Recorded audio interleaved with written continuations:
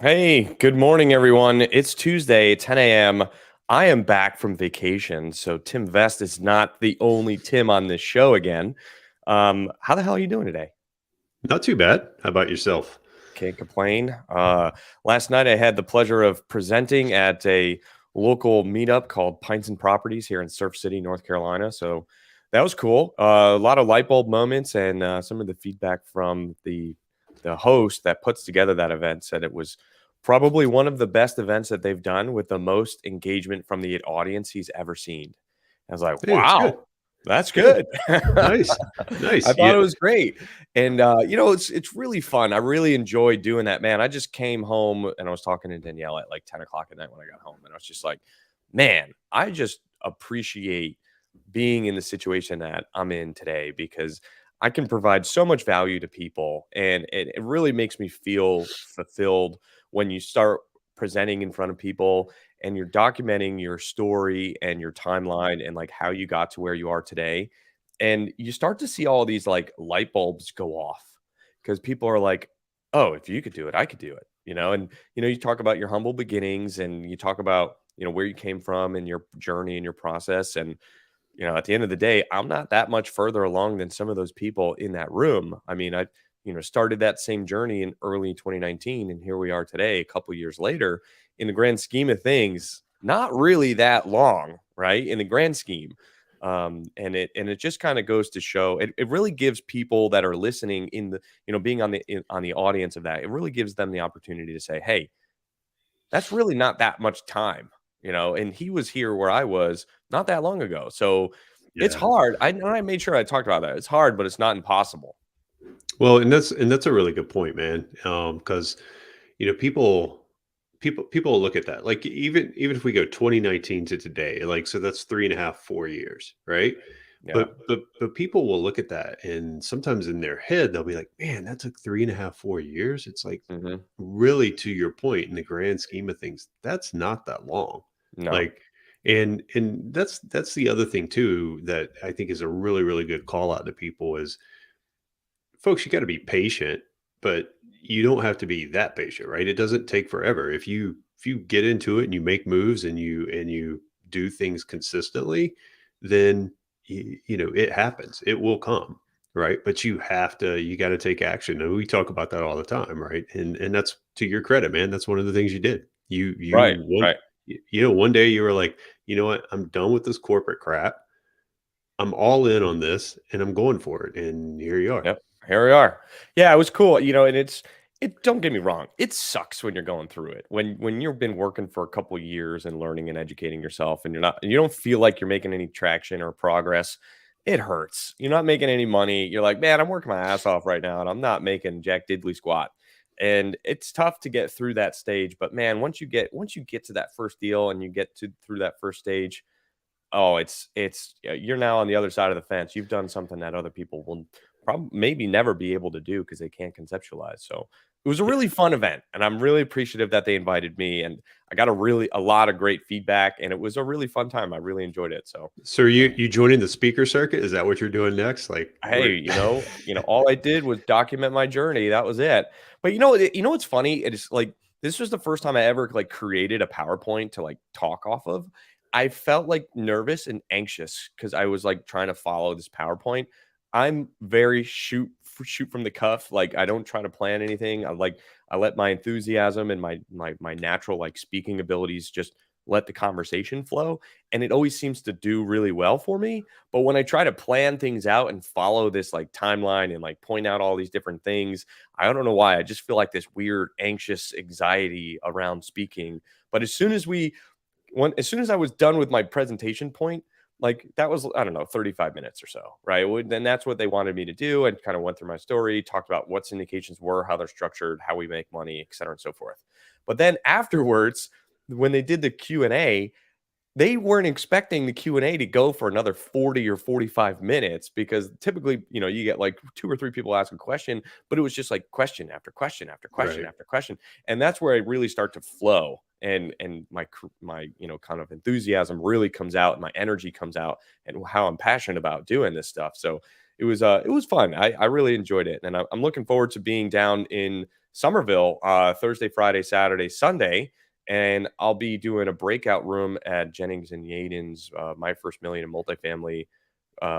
You could call it a conference. So I'm going to be talking about like underwriting theory and concepts.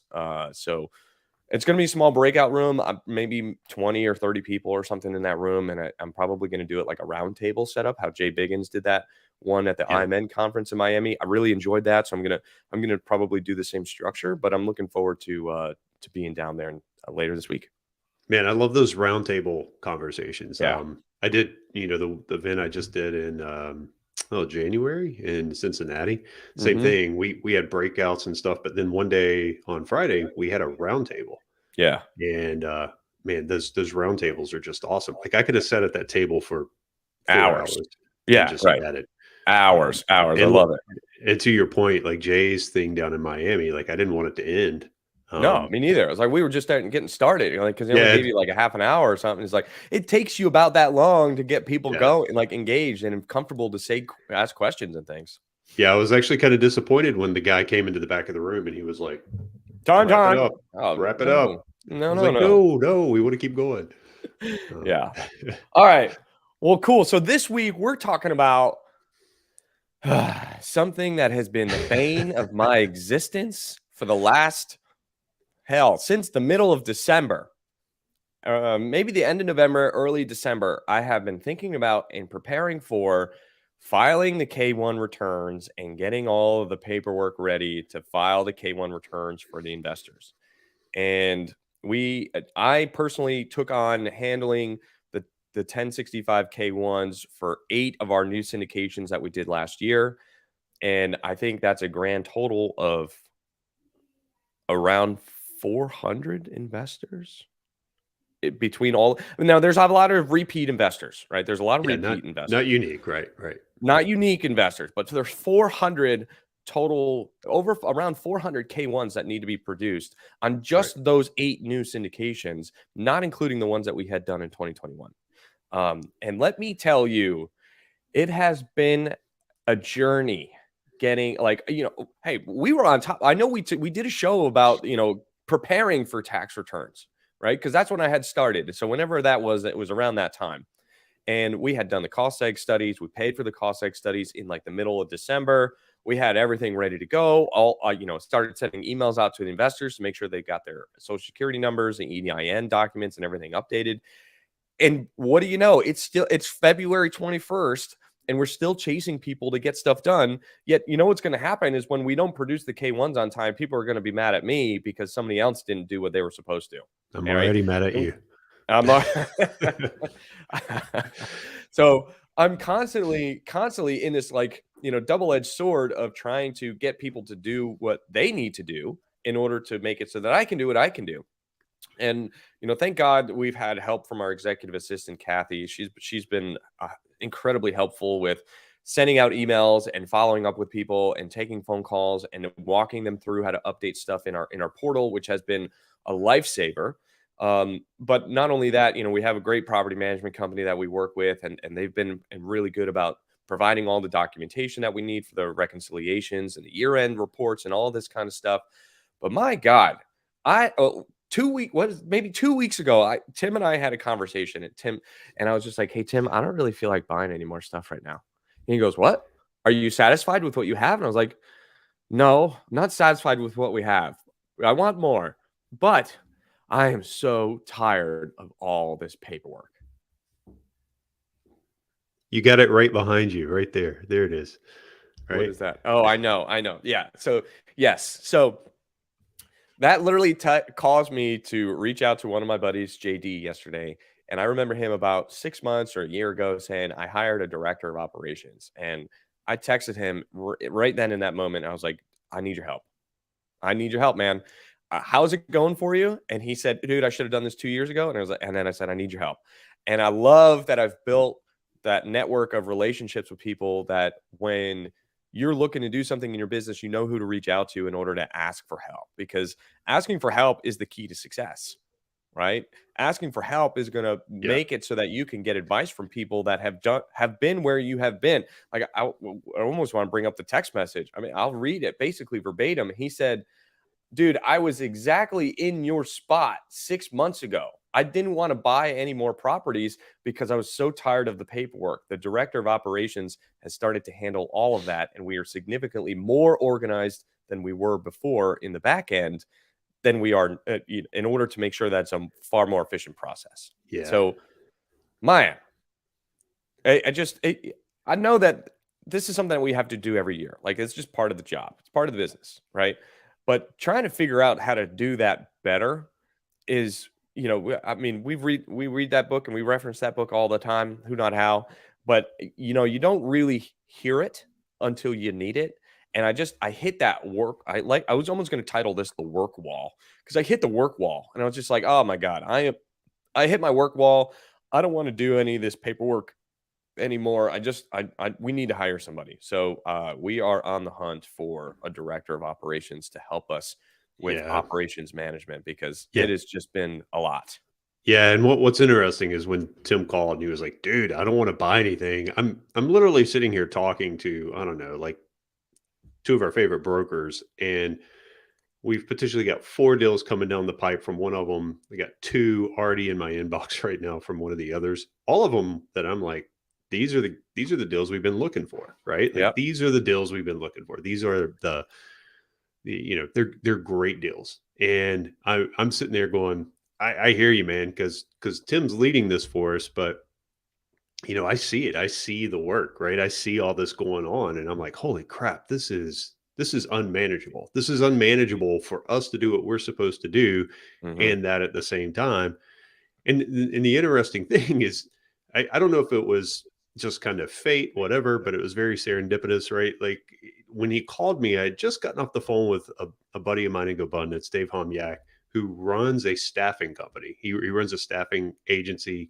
And he and I had just been talking about somebody I was thinking about hiring as a personal assistant to help me with bookkeeping, with, you name it.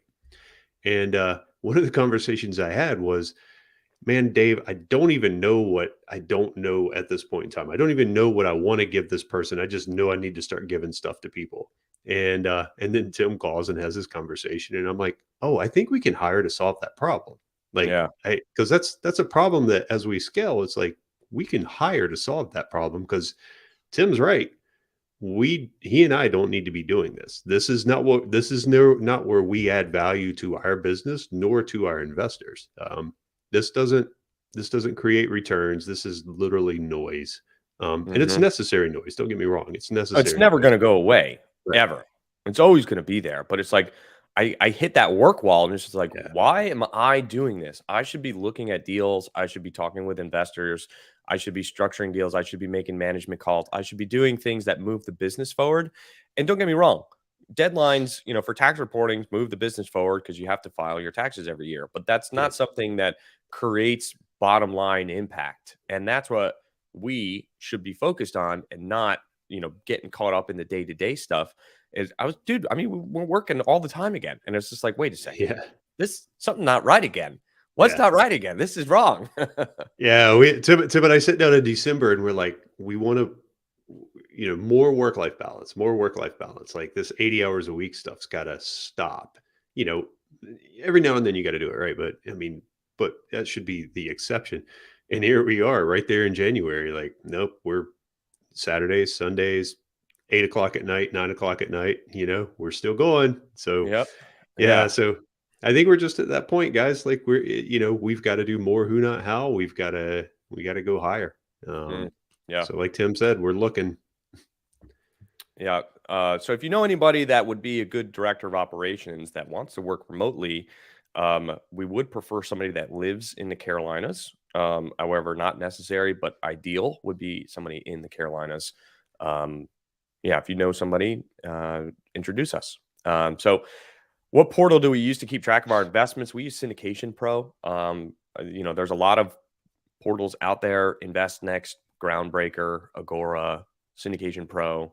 Am I missing any? Juniper Um, Square. Juniper Square. Um, There's a lot of different programs out there. We are okay with Syndication Pro. It does the job. I wouldn't say it's the best program, but it's probably not the worst program.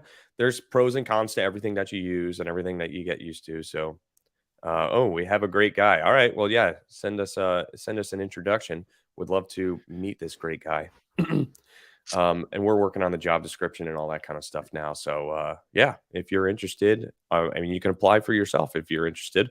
If you feel like you'd be a good fit and you want to learn from us and be involved with that, yeah, we use Agora and are very happy. Yeah. So I had a sales call with Agora, but they kind of missed the boat because we were already kind of knee deep in the quicksand of Syndication Pro, and it would just be too much to move all of our people at this point in time. Yeah. So, and what's interesting is I actually had a call with Syndication Pro this morning, and they're all, in Yeah. my opinion, with the exception of Juniper Square, and that's probably because it's just on a whole different level. The creme Um, de la creme. yeah, they're all about the same. I've done Yeah. quite a bit of research on them. You know, it does what we want it to do, right? It manages our investors, manages our investments, manages most of our distributions, and the one that it doesn't done is more of a bank issue than them. But they're all good. They all do what you want them to do. I feel like Agora is listening because I literally just got an email from Agora. I'm sure they are. They're listening. I wonder if LinkedIn user is an Agora partner. Just kidding. But yeah. Oh, that's funny. Didn't even think of it like that. So yeah, so it's been interesting. I mean, it's been a ton of work, and I know that look, nobody's perfect. We're not perfect. I know that we talk about who, not how, and we try to practice it as much as we can. We understand the principles, but I'm gonna be honest with you. Hiring people and growing and expanding that way is scary because it's the unknown, right? You don't know how they're going to get paid. You don't know what they're going to exactly do. You don't know what you don't know, and like just kind of jumping into that realm. There's a lot of pressure there to make sure that you perform because somebody is now relying on you for a W-2 paycheck, right? Yeah. That puts a lot of pressure on you. Yeah, yeah, really good point. Man, I used to do a lot of hiring before this, but it was never on my dime. And it was always in the corporate structure. But yeah, it's a completely different ball game, right? When you're talking about hiring somebody to work for you, and then too, man, it's for me, it's just actually letting it go. Again, I delegated quite a bit. I built some fairly successful teams in the corporate world. Um, but again, that's completely different, right? Like turning loose and letting go of things in the corporate world and delegating is very different than when it's your own baby, right? It's your own Mhm. business. And Yeah. and then too, I mean, I think I can speak for Vitality here as well. We both hold our investors very dear. And we feel like we got to perform for them. So, when you have that kind of feeling of responsibility on it, it's a little harder to delegate sometimes. Yeah, absolutely. Because Yeah. when you delegate that they've got to perform in order for your business to perform for your investors, and that's a very personal thing. At least it is for me. Right. And you remove yourself, not entirely, but you remove yourself from some of those things and you trust that somebody else is going to make the best decisions in your interest. That's hard. Yeah, you know, yeah, but it's interesting. It's all part of the process. And that's why we're here. We're documenting the process and we're documenting what we're learning and what we're going through. And, we're not perfect. I've said that before. I'll say it a million times again. We're going to make a lot of mistakes. And sure, we're probably going to hiring a couple different people and firing a couple different people. I mean, it's just part of the business, right? At the end of the day. yeah, yeah, for sure. Yeah, and I don't like firing people though. Um, Me neither. never Just send fun. that over to HR. Yeah. Oh shit, we got to hire one of them too. Um, Yeah, right. uh, Christina, working with our assistant's been great. She's helped out a ton with the tax stuff, and I think the more that I delegate to her, the more I realize that there's so much more to be delegated, and I'm still exercising that muscle of delegating my baby's work, to somebody else. And in the corporate world, I delegated everything because I didn't want to do anything. Right? I was like, oh, the least I can do, the better.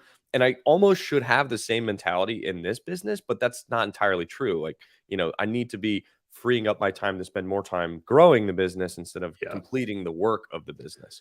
Yeah, yeah, really good point. And so guys, like the lesson learned here is like if you go back to like the last 18-24 months, we've been highly focused on deal flow, raising money, growing the business, right?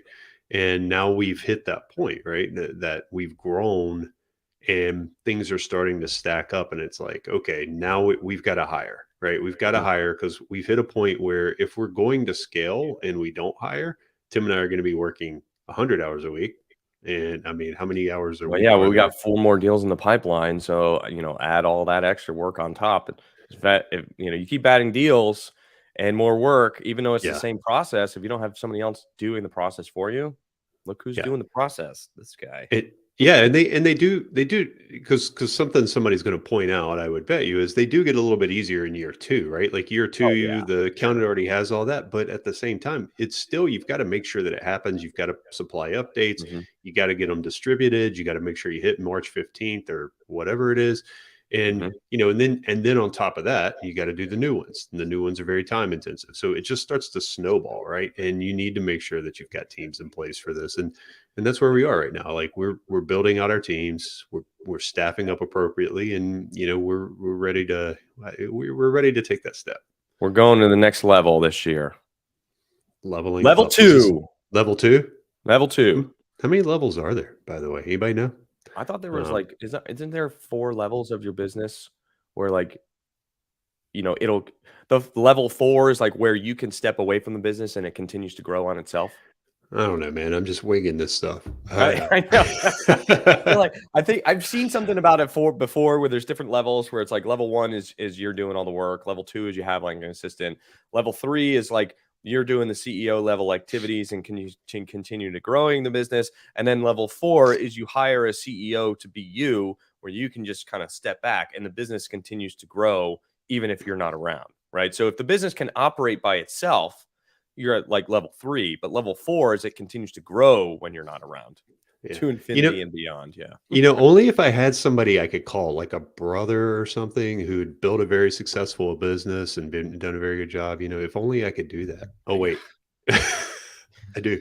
I think he's retired now. He said, "I'm done with that stuff." Yeah, yeah. I should probably call him. Yeah, Um, right.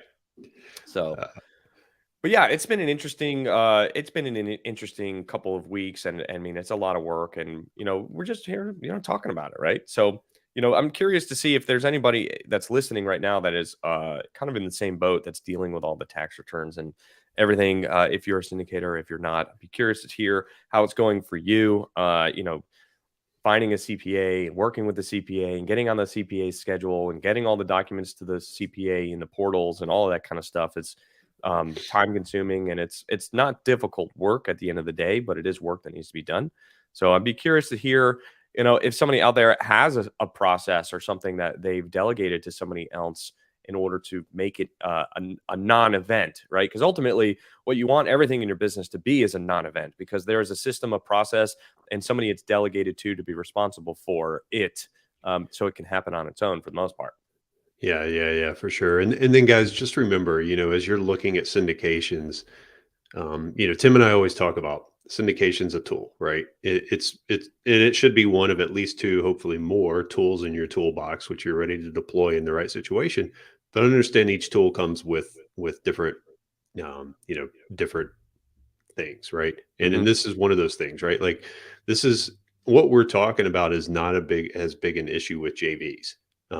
And it's certainly not as big an issue if you own something individually.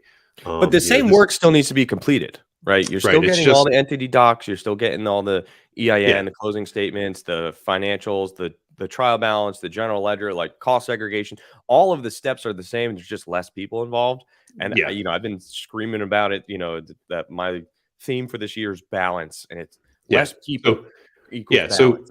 and that's the key, right? I mean, he's right. Like whether it's one person in the company or 15 people in the company, there are certain things that don't change. It's that when you've got 15 people in the company, you've got to go gather that information. You got to go gather additional information 14 times, 14 more Mhm. times than you would have to do if you owned it yourself. That's right. Um, Right. so it's just something to keep in mind, right? And to Tim's point, that's part of the reason where it's like less people. And guys, keep in mind, we didn't say no partnerships. We said Right. less people. So Right. instead of having 40 people in a deal, trying to get it down to like 3 or 4 people in a deal. Hmm. Um, and that's a much more scalable solution potentially. And then Just something to keep in mind, guys, because there's a Well, lot of I'd different. actually argue with you that it's a more scalable operation when really I think that the scalability of it is having a better documented system and process and somebody delegated to completing the work, not just at the end of the year, but keeping up with it during the year, right? Um, because all those same stuff still has to happen, right? So I wouldn't say it's more or less scalable to have more or less people in a deal. It is more or less work, but it's who's doing the work. Yeah, I think we're kind of splitting Are we hairs saying the here on same that one. thing? Oh. I think we are. So this We're is a just good example of how you and I think differently, right. but we say the Yeah. same stuff. So systems and processes and documentation absolutely help you scale. It Yeah. doesn't change the fact that there's more work involved with a syndication than a JV. Yeah. Um, Agreed. so yeah, so and that's absolutely 100% right. Because by the way, what we completely skipped over, and maybe we should have talked about this, was the fact that part of this process is documentation, systems, and processes. Right, being better about documenting all of that, putting them in place, getting more organized, if you will. Mhm. Um, because it's real easy to just grow and focus on growth. And then the next thing you know, you've got, holy crap, I got paperwork over here and over here and over here. And I have, oh, wait, I named it this over here and that over there. And all of a sudden it's like, man, I just created a spaghetti of mess. Yeah. Um, Right. so, just things to think about as you grow, because Yeah. that's the goal here, right? We all want to grow. That's right. Cool. All right, guys. Well, that's all we got for today. We kind of keep it short and sweet and simple so that we can get back to work so we can meet our deadlines. But appreciate you guys being here. We did create a LinkedIn page for making moves. So if you don't follow that page, please go and follow that page on LinkedIn, Making Moves LLC. Appreciate you guys all being here. Christina, Dennis, always a pleasure. And we'll talk to you guys next week. Yep. Take Peace. care, guys.